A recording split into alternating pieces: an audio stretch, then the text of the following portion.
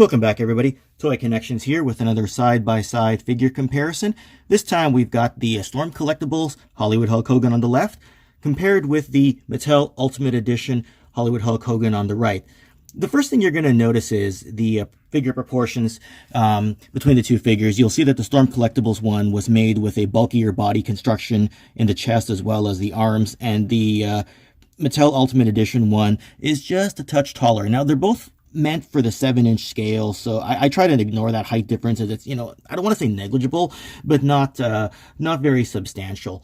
So I think the reason for the figure proportions is what a lot of people, or what some, I shouldn't say everyone, but some hardcore fans have noticed, is that Hulk Hogan was a bit bulkier in the 1980s compared to the 1990s when he was with the NWO. And I'll just quickly show you guys here. Like, this is another Mattel made figure, the Defining Moments Hulk Hogan, and you'll see that they do managed to capture that he is generally bulkier. You see it in the arms there, a little bit in the chest, because in the 1980s he was listed at being something like 303 pounds when he came to the ring, whereas in the 1990s with the NWO he was listed as being closer to 270 pounds. So as far as Mattel's concerned, they managed to capture this.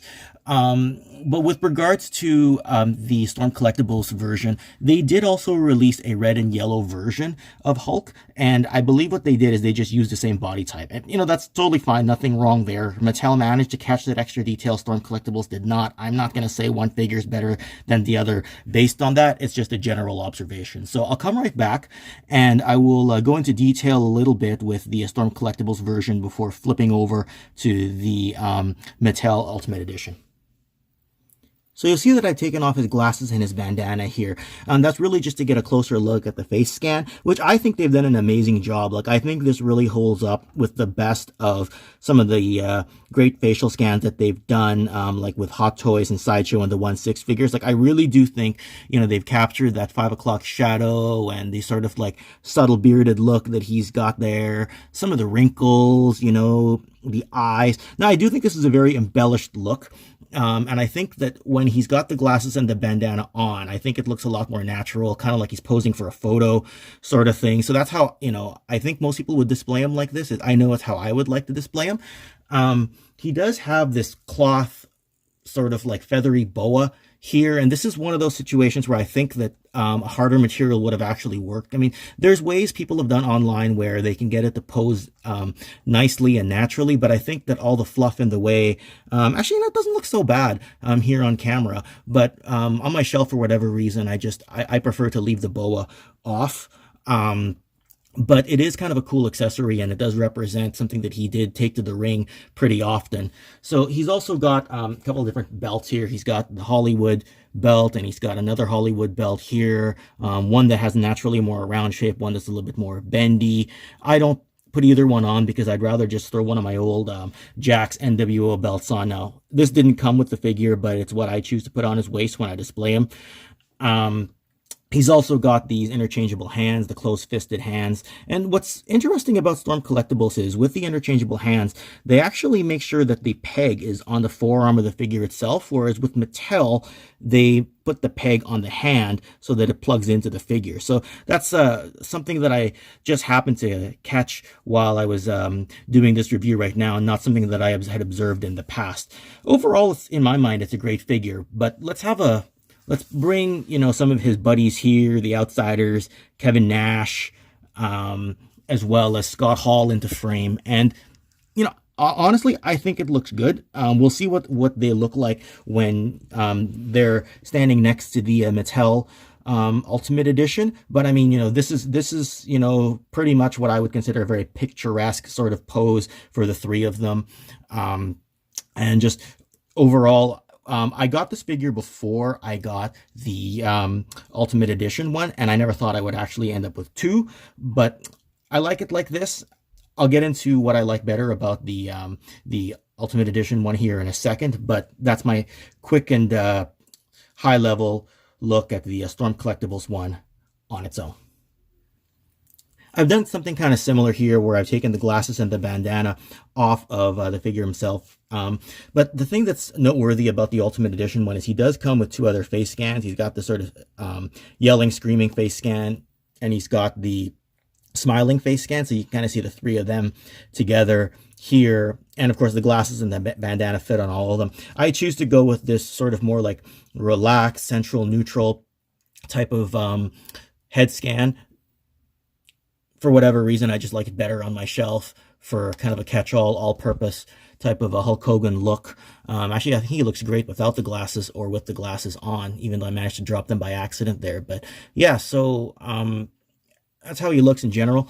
As I mentioned earlier, he's also got interchangeable hands like this. He's got the closed-fisted hands that tab into the forearms there.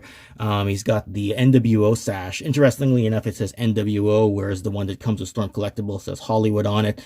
Doesn't matter either way. They're both pretty cool.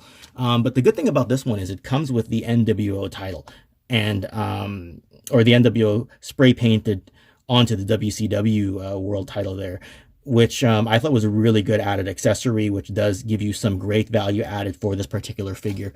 With regards to the boa, and this is one of those rare situations where I think that a rubbery hard goods material actually worked better than a soft goods material for once, is this sits very naturally on his shoulders. I don't have to fiddle with it. It's not too finicky. You know, I don't have to worry about it, you know, falling out of place and looking a bit funny. So in general, I actually prefer this boa on Hulk Hogan compared to the feathery sort of cloth material one. I mean, they're both cool, but this one seems to sit more naturally and just have an overall better fit.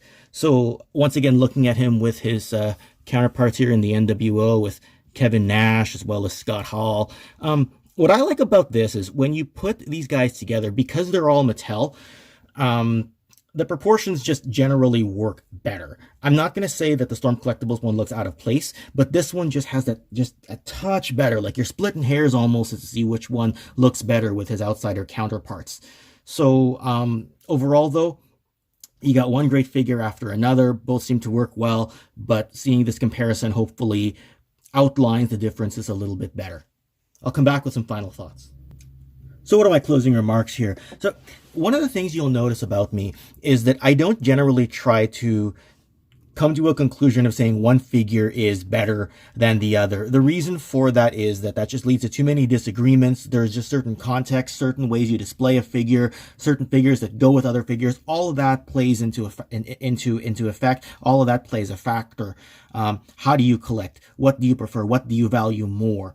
What's more accessible to you? All that, all that needs to be considered. So, in my mind, both great figures. If I could only keep one, again, it comes down to context here. If I could only keep one and I have the rest of my WWE collection, I would definitely say that I would keep the Ultimate Edition version. If I sold my entire collection and just kept one figure as kind of a standalone catch-all representing my wrestling collection, I would probably keep the Storm Collectibles one. Just because it looks a little bit different from what I'm used to. And actually, I'm just noticing right now, he's got the necklace and the cross on here that didn't come with the other version. Oh, and just another thing here, I did add this Jax style NWO title that doesn't actually come with the figure, but it's just, what they both look like with the belt. And I've kept the outsiders, Hall and Nash, on the two sides here so that you can see how they are scaled proportionally with the two figures. So can you really go wrong with either? No. What should you buy? Hey, hopefully this video has helped if you do have the luxury of picking between the two. If you just happen to come across one or the other at your local toy store, online, social media outlets, eBay, toy shows, or whatever, grab whichever one happens to, if you're completely neutral about it, grab whichever one happens to come across your way. Or grab both if you happen to manage to get both and you've got the budget for both and you just love the figure and the character enough. Either way, can't go wrong. So anyway, I'm just going to wrap this up right now. Thanks everybody for watching. And once again, I'll see you all soon with some more toy content. Take care.